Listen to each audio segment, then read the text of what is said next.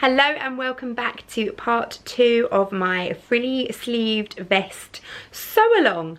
Today I am going to show you how to construct your garment and get it all sewn together.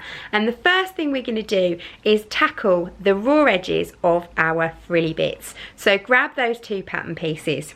Now if you have an overlocker, set your machine up to do a rolled hem. I'm not going to give you a tutorial as to how to do it. It really is simple, but it's different on every overlocking machine, so there's little point me showing you. I will link a tutorial down below though for how to do it on the Janome machine that I have.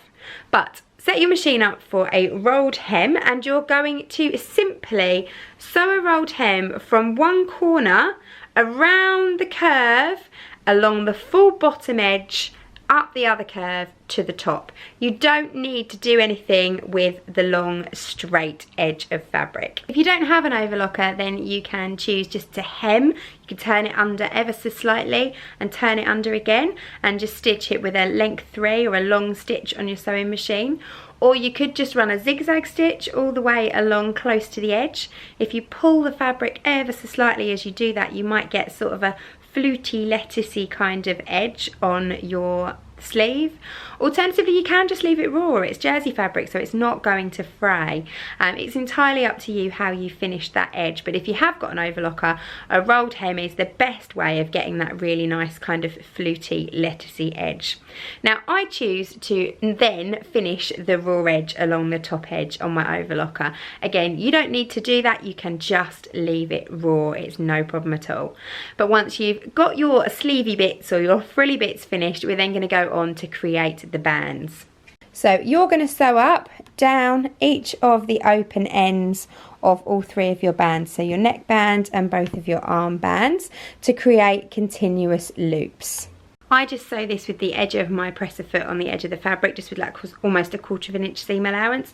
We didn't include seam allowance into the pattern pieces, that just gives you that extra little bit of stretch, if I'm honest. So we're just forming them into loops.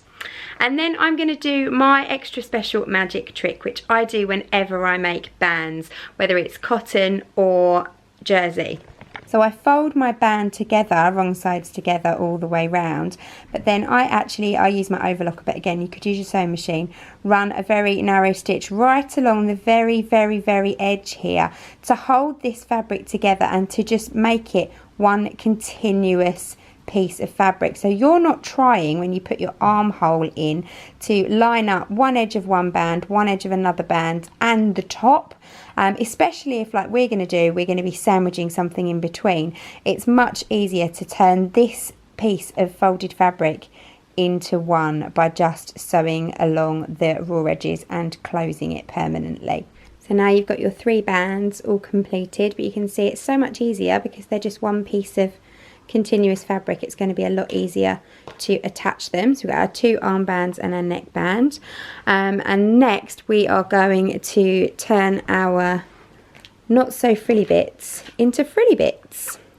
Set your machine to the longest length straight stitch that it's going to do, and sew 2 lines of gathering stitches along this straight edge of your frilly bit. You want them both to be within the seam allowance, so put one sort of 3/8 in and then another one another 3/8 in, so they're close to the edge. Find the midway point along that straight edge and mark it with a pin on both of the frills, and then turn your vest in the right way. With right sides together, you're going to take your pinned point and you're going to line up that raw edge with the raw edge of your shoulder seam and pin it in place. Then you're going to measure in from your underarm roughly about 1 inch. Pick up the corresponding end of your frilly bit and place the raw edge down about 1 inch away from the side seam and pin it in place. So you can see that between the shoulder and where I've pinned it 1 inch away from the underarm, there is a lot of fabric here, and that's going to be gathered into this area here by pulling on those gathering stitches and gathering up your fabric.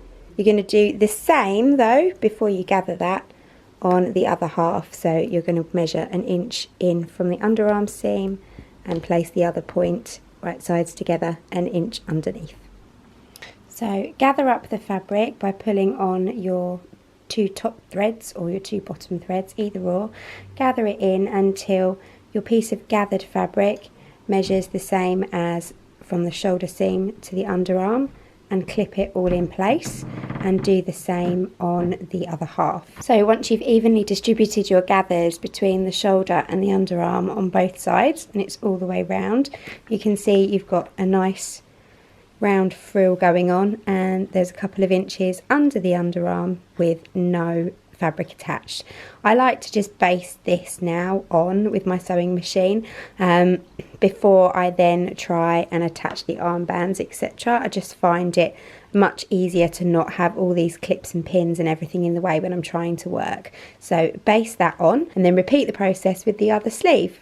Once your sleeves are basted in place, you can pull out any basting stitches that you might still be able to see, and then you're just going to flip your ruffle to the right side, so it's right side facing, and attach your armband as you normally would do. So you'll be sandwiching your ruffle in between your main bodice and your armband, like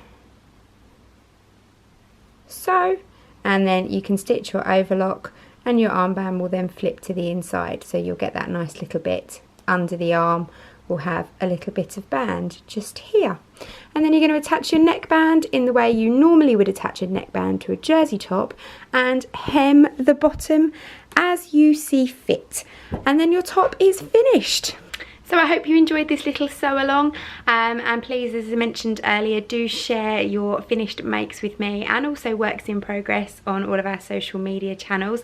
If you were grateful for the tutorial and you made one and you fancy buying me a coffee to support my channel, then I would be incredibly grateful. Ko-fi is a fantastic website that's been set up to help support creators. It's very similar to Patreon, except we don't have to, if we don't want to, give anything back in by form of reward. It's just a way for our followers and our subscribers to support us if they'd like to financially, to basically make our channels an even better place. So by buying me a coffee, you are able to support me, and it's going to enable me to put out a lot more free content like this, so you don't have to necessarily buy any of my online courses. So pop down, have a little look, check it out. There's a little video that explains how it works on my page, and if you want to buy me a coffee by way of support, then I would be incredibly grateful. Thank you very much for watching. I'll see you all again soon. Bye.